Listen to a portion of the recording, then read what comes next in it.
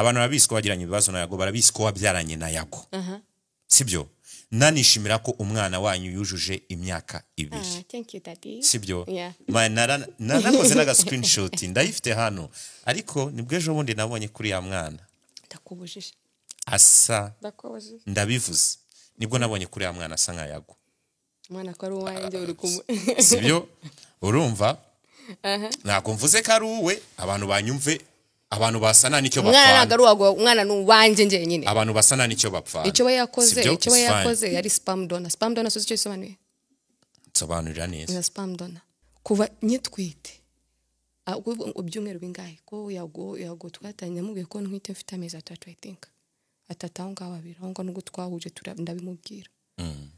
Na n'igiceri c'10 nzi kuri Yago cyangwa n'iceri cya 5 yarambitse ku mwana we.